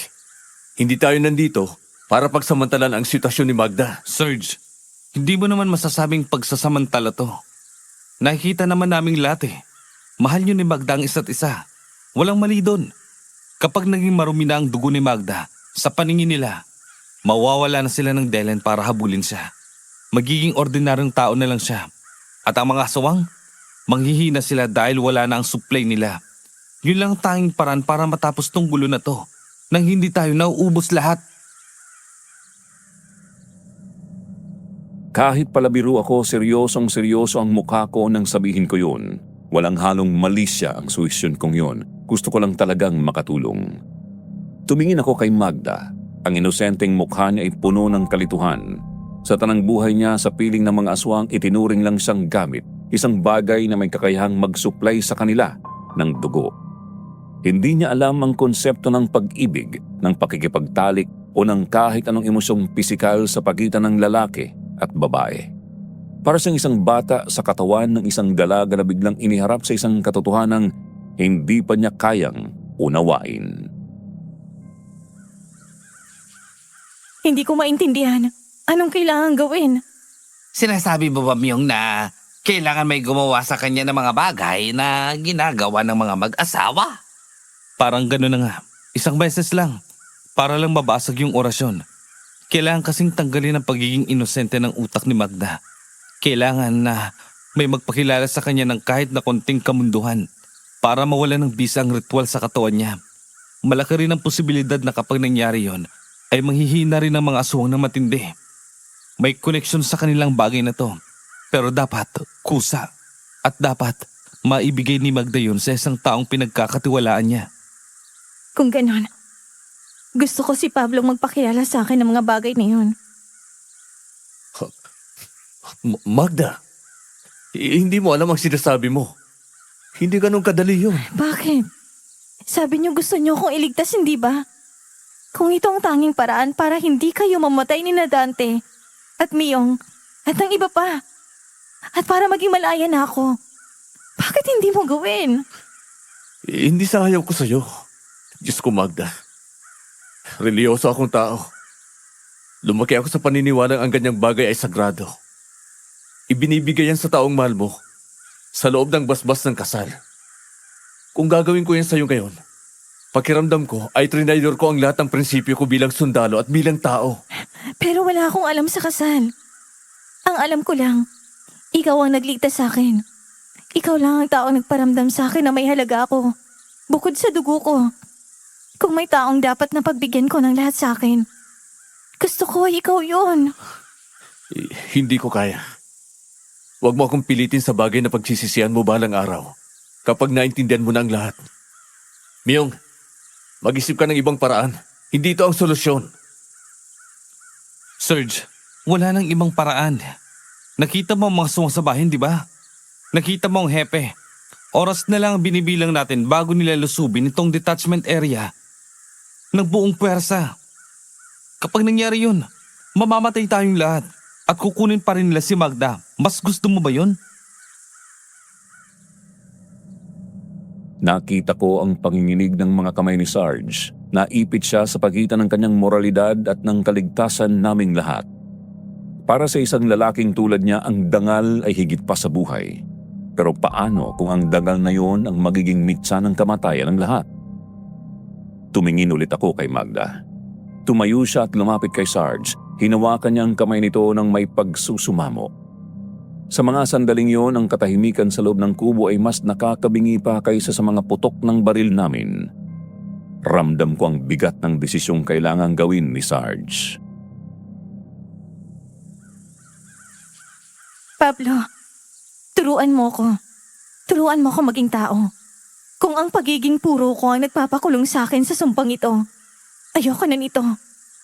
Gusto kong maging katulad nyo. Kahit anong mangyari, hindi ko iisiping sinamantala mo ko. Dahil sa puso ko, alam kong ito ang kalayaan ko. Kaya kitang protektahan sa ibang paraan, Magda. Pag-isipan muna natin itong mabuti. Sarge, may mga namamataan kaming pagkilos sa gubat. Mukhang nandyan na naman sila sa paligid. Pero wala pang indikasyon na may balak silang sumugod. Mukhang nagbabantay lang sila. Pablo, magdesisyon ka na. Diyos ko, patawarin niyo po ako. Miyong, Dante, bantayan niyo ang pinto. Huwag kayong magpapapasok ng kahit na sino. Kahit anong marinig niyo, huwag kayong lilingon. Doon ko nakita ang huling pag-aalinlangan na naglaho sa mga mata ni Sarge. Pumasok sila ni Magda sa loob ng maliit na silid. Kami naman ni Dante kinuha namin ang aming mga baril at humarap sa dilim ng gubat. Alam naming ito na ang pinakamahabang gabi sa buhay namin. Habang naririnig namin ang ungol ng mga aswang sa labas, alam naming sa loob ng silid na yon may isang sumpang pinuputol at may isang bagong buhay na sinisimulan.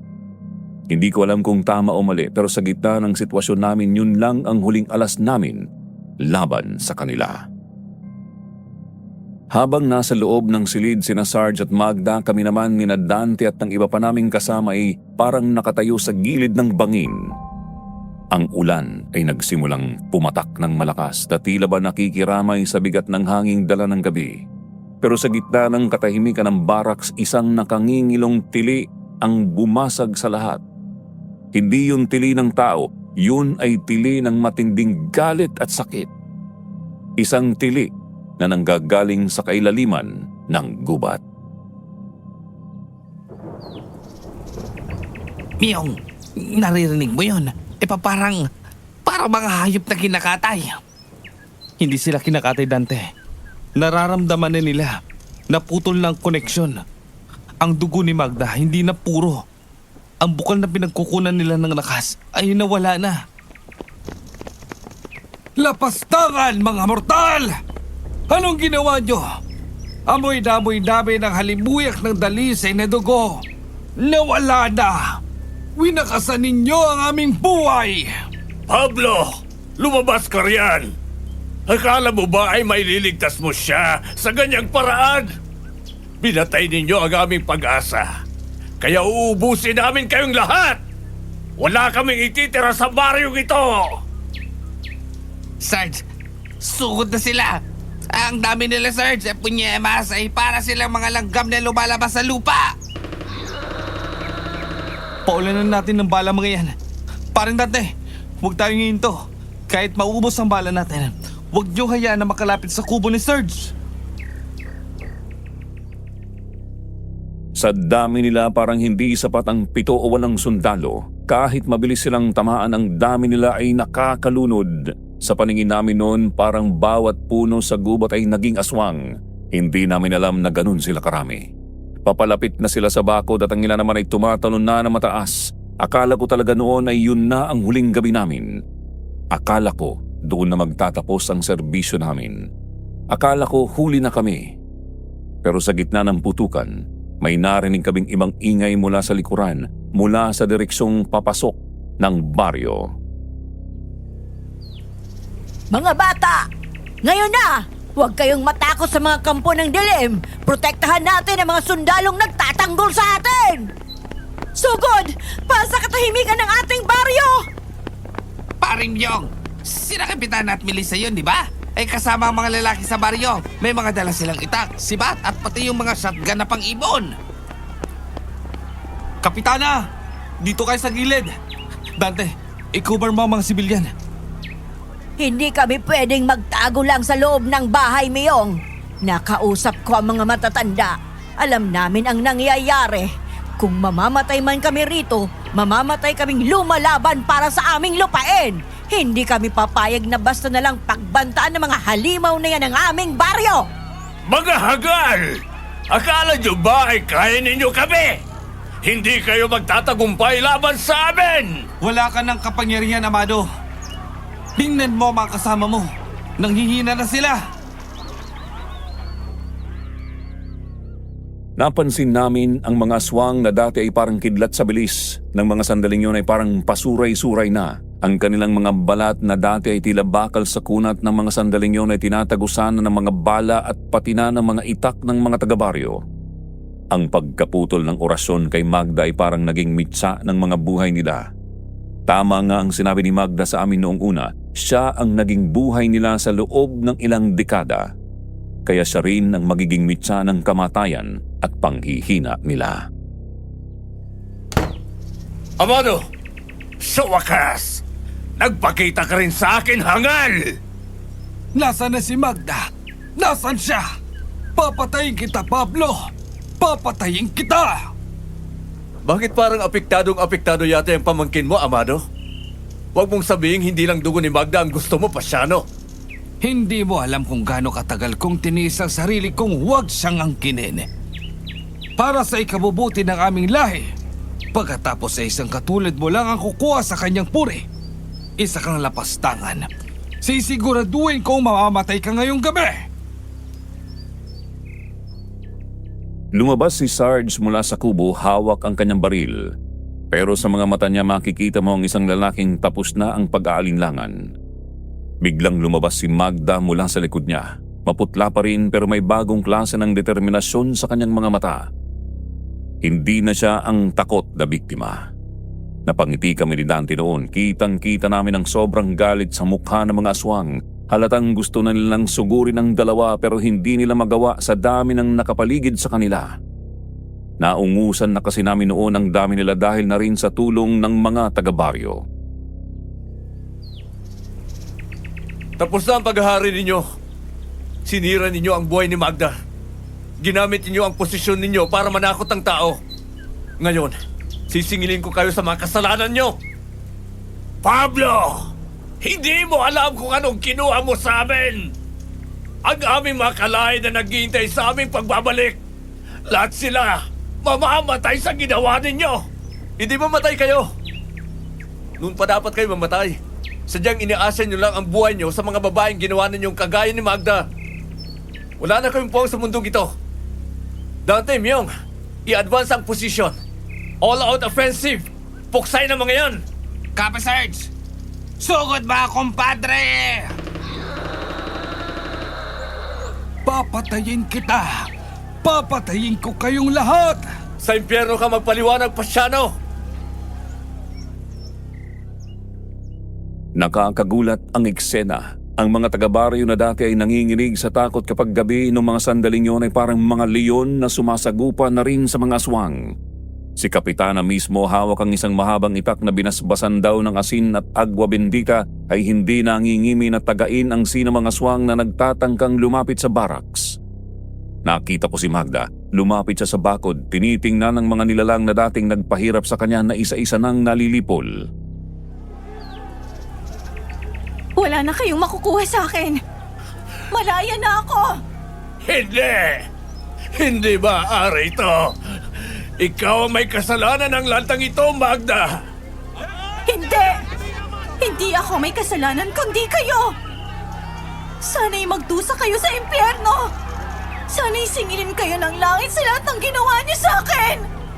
Ito ang para sa lahat ng inosenteng pinatay ninyo!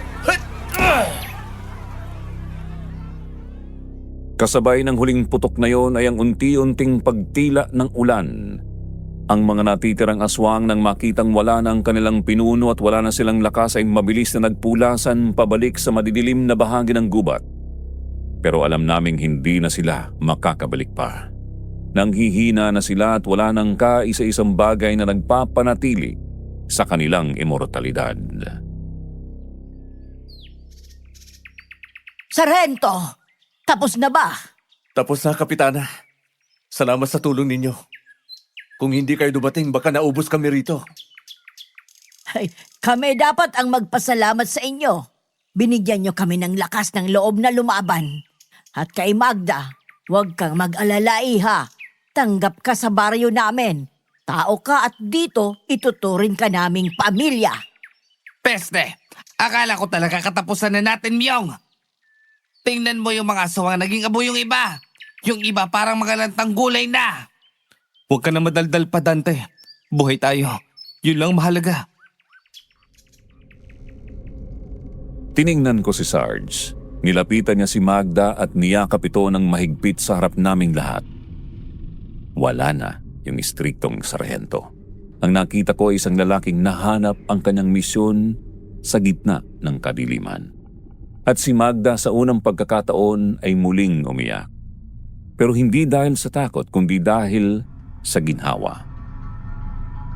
Ang gabi na akala namin ay magiging katapusan na namin noon ay naging simula pala ng aming panibagong buhay.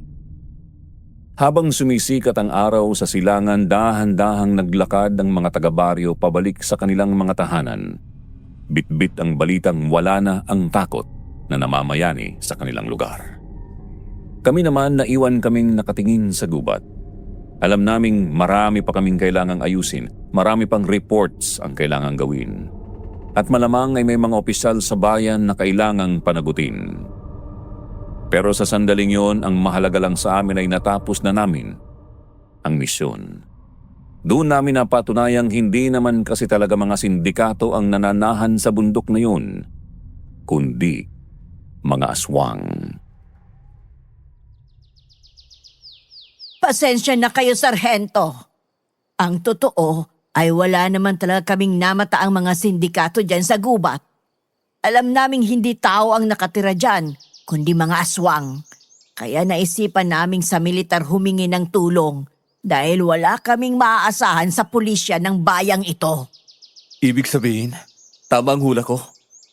Kayo mismo, Kapitana, ang nagbigay sa amin ng impormasyon sa aming tanggapan tungkol sa kidnapping syndicate kuno sa baryong ito. Ganun na nga yun, Serge. Ang totoo kasi, yung anak kong si Chicha ay Binalak siyang kunin ng mga aswang na yon. Ayon sa kwento ni Chichay, narinig niya raw na nag-uusap ang mga aswang na kailangan na nila ng panibagong bukal dahil gustong asawahin ni Pasiano ang nag-iis nilang bihag, si Magda. Kaya pala binalaan mo agad ako, Melissa. Nagpapahiwatig ka na pala nun tungkol sa mga aswang. Hindi kasi namin alam noon kung maniniwala ba kayo. Kaya gumawa kami ng alamat dito sa baryo. Gusto naming imulat muna ang mga mata nyo. Ang totoo ay si Chichay mismo ang nagsabi sa amin ng tungkol kay Magda. Ibig sabihin, nadakip na talaga ng mga aswang niyo ng bata. Hindi. Hindi nila alam na narating ni Chichay ang kuta nila. Doon niya nakita si Magda. Ang likot-likot kasi ng batang yon. Kaya yon, sinabi ko kay Kapitan ang lahat ng nalaman ni Chichay. Doon na siya nagpasyang kumontak sa mga sundalo. Aba, pero napakatalino ng anak mo, Melissa. Yan ang hindi ko maitatanggi. Mana kasi sa nanay niya ang batang yun eh. Nagkatawanan na lang kami matapos ang biruang yon. Dahil doon sa wakas, naging malinaw na sa amin ang lahat. Una pa lang pala alam na ng mga taga-baryo na hindi ordinaryong mga tao ang kakalabanin namin, kundi mga halimaw. Kaya pala ganoon na lang kung alagaan nila kami noong una. Medyo nagoyo pala nila kami, pero hindi naman masama ang loob ko dahil kasi doon may isang magandang kwento akong ibinabahagi sa inyo ngayon. Sabi ko sa'yo, hindi kita pababayaan eh. Salamat, Pablo. Salamat dahil iniligtas mo ko sa napakahabang bangungot na yun. Pero, hindi pa tayo nagtatapos dyan, Magda. Alam ko, may kinuha ko sa'yo at kailangan kong panagutan yon. Anong ibig mong sabihin, Pablo? Magda, payag ka bang magpakasal sa akin? Kasal? Oo, dapat lang yun. Dahil sa akin mo ibinigay ang sarili mo. Nagdadalawang isip ka ba? Hindi. Hindi ako nagdadalawang isip para sa sarili ko, Pablo. Pero, sigurado ka bang gusto mong pakasalan ng kagaya ko? Hindi ba sabi mo, sagradong kasal? Dapat ang babaeng pakakasalan mo ay yung babaeng nararapat para sa'yo. Bakit? Sino pa bang nararapat sa akin kundi ikaw? Magda naman, sa tingin mo ba, aalokin kita ng kasal kung hindi kita mahal? Saka, wag mong ituring na mababa ang sarili mo. Dahil hindi totoo yun. Uy, tingnan mo pare ho. Talagang inilababo ng ating Surge. Lalang gabi na yata ako rito. Hayaan mo na sila, Miyong. Halika na, doon muna tayo bago pa tayo mamatay dito sa inggit. Hoy, kayong dalawa. Sabihin niyo ang iba ha. Mag-ayos na ng paligid. Dante, i-check kung may mga sugatan sa mga taga-baryo. Myong, asikasuhin mo ang radyo. I-report ang situation pero ayusin mo ang kwento ha. Sabihan mo, nalipo lang armadong grupo. Copy, Sarge! Makalipas ang ilang araw matapos ang madugong gabing yun, unti-unti nang bumalik ang kulay sa baryo. Pero bago kami tuluyang lumisan para bumalik sa kampo, may isa pa kaming huling misyon na kailangang tapusin. Hindi kami pwedeng umalis nang hindi nasisigurong wala nang naiwang panganib sa mga taga-baryo. Kasama sina Sarge at maging si Magda na magtuturo sa amin ng daan, pinasok naming muli ang pusod ng gubat, ang lugar kung saan nagsimula ang lahat. Sigurado ba kayo, Sarge? Ay baka mamaya ay may sumulpot na naman ang kung anong nilalang dito. Parang hindi pa rin kayo mapalagay eh. Huwag kang praning, Dante. Nakita mo naman ang nangyari kina Amado, di ba? Nangihina na ang mga yan. Pero kailangan natin makasiguro na wala nang naiwang settlement o kahit anong ebidensya na makutan nila rito. Tingnan niyo yun, Sarge. Parang may luma at abandonadong kubo sa unahan. Mukhang yun na yatang hinahanap natin eh. Yun na nga yun, Pablo. Doon nila ako itinago sa loob ng mahabang panahon. Halos hindi ko na matandaan kung ilang taon akong nabulok sa loob ng kubong yan. Punyemas, parang amoy nabubulok na karne na kagad ang nalalanghap ko mula rito. Kahit malayo pa tayo. Miyong, Ihanda mo ang baril mo. Baka may naiwang miyembro ng mga hayop na yun dito eh. Mahirap na. Walang aso dito, Dante. Ang nararamdaman mo ay ang bigat ng nakaraan sa lugar na to. Pero sige, nakahanda ng baril ko. Diyos ko. Ganito ba talaga ang itsura rito? Ang sukal. Parang hindi ito tira ng tao. Ang mga walang yang yun. Talagang ginawa ka nilang hayop. Ganyan ang naging mundo ko, Pablo. Sa isang maliit na espasyong ito ko dinanas ang lahat ng sakit at paghihirap na pwedeng danasin ng isang tao. Serge, tingnan niyo yung kisame. May mga kadenang nakasabit. At pati rito sa sahig, may mga kalawanging bakal din. Nakakasuka ang amoy dito. Tingnan niyo tong mga bariles na yun doon sa may gilid. Bakit may mga tuyong dugo sa paligid ng takip? Diyan nila inilalagay ang dugo ko tuwing kukuhanan nila ako. Sinasala nila yan para ibahagi sa lahat ng kanilang mga kalahi. Ang mga kadenang yan, diyan nila isinasabit ang mga braso ko para hindi ako makalaban tuwing hihiwain nilang leeg at palapulsuhan ko. Mga hayop sila. Hindi ko akalaing may masasahol pa sa mga kriminal na hinuhuli natin sa syudad. Patawarin mo kami, Magda. Kung ngayon lang kami dumating para iligtas ka sa impyernong ito. Huwag kang humingi ng tawad, Pablo. Ang mahalaga, nakatayo ako rito ngayon bilang isang malayang tao. Tinitingnan na lang ang kulungang ito sa huling pagkakataon. Salamat sa inyong lahat. Dahil sa wakas, wala na ako sa loob niyan. Tahimik kaming lahat habang pinagmamasdan ang bawat sulok ng kubong yun. Masangsang ang amoy. Amoy ng kamatayan at natuyong dugo na parang hindi na kailanman mabubura. Ang mga bariles na nandoon ay sapat na para sabihing marami talagang nakikinabang sa dugo ni Magda noon. Ramdam namin ang matinding awa para sa kanya. Isipin mo ilang taon siyang nakagapos. Ang tanging silbi ay maging pagkain ng mga halimaw. Pero sa kabila ng lahat nakita namin ang katatagan niya. Nang lumabas kami sa kubong yun, sinunog namin ang buong settlement. Hinayaan naming lamunin ng apoy ang lahat ng alaala ng kasamaan ni na Amado. Ayun, mas maganda ng ganyan. Abo na ang lahat. Wala nang babalikan ng sino mga suwang na nakatakas dito. Tama ka, Dante. Panahon na para i-bounce sa limot ang lugar na to. Magayos na kayo. Pagbalik natin sa kampo, aasikasuhin ko na ang mga papeles para sa pag-alis natin. Tapos na ang operasyon natin dito. Saan na tayo pupunta ngayon, Pablo? Sa Maynila, Magda. Doon tayo magsisimulang muli. Pangako, bibigyan kita doon ng magandang buhay. Sisiguraduhin kong hindi ka na ulit matatakot. At huwag kang mag-alala, Magda. Kami ang magiging saksi sa kasal niyo ni Serge. Basta ba may masarap na handaan, di ba, Dante? Aba, oo naman. Basta huwag ka magluluto, Magda. Ayokong kumain ng hilaw na karne. Sira, nasasanay na akong kumain ng lutong pagkain ngayon, no? O siya, tayo na. Mukhang wala naman na tayong kailangang panggawin dito. At doon na nga nagtapos ang aming pananatili sa baryong yon. Bumalik kami sa Maynila, bitbit ang mga kwentong mahirap paniwalaan kung hindi mo mismo naranasan. Tulad ng ipinangako ni Sarge, hindi niya pinabayaan si Magda. Inasikaso niya ang lahat mula sa pagpapagamot sa kanya para makalimutan niya ang dinanas na trauma hanggang sa pag-aayos ng kanyang mga dokumento para magkaroon siya ng bagong pagkakakilanlan. Hindi rin nagtagal naganap ang kanilang kasal. Isang simple pero punong-puno ng pagmamahal na seremonya na dinaluhan naming lahat na nakasama nila sa pakikipaglaban.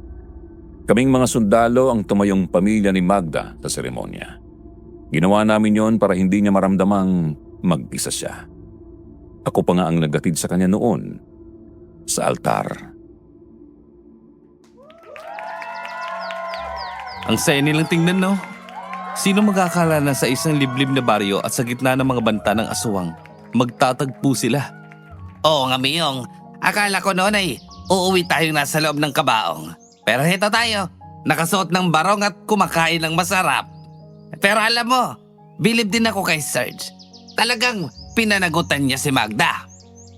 Aba oo. At saka, hindi na rin naman siya lugi. Ang ganda-ganda ring babae ni Magda. Inosente, mabait, masipag. Pareho silang swerte sa isa't isa. Tama ka naman doon. Pero may nabalitaan pala ako, pre. Ano yun? Balak na raw umalis ni Sir sa serbisyo pagkatapos nitong kasal nila ni Magda. Napagkasunduan daw nila na gusto nilang mamuhay ng tahimik na. Talaga? Naku, nakakalungkot naman. Mukhang hindi na natin makakasama sa misyon niyang magaling nating leader ah. Ayos na rin siguro yon. At saka alam mo namang may kaya talaga sa buhay si Serge. Hindi niya kailangang ilagay lagi sa hukay ang isang paa niya. Para lang mabuhay ang magiging pamilya niya. Ang alam ko balak niya magtayo ng negosyo. Kung sa bagay. O siya, huwag ka na maingay. Kiss the bride na raw, sabi ni Father.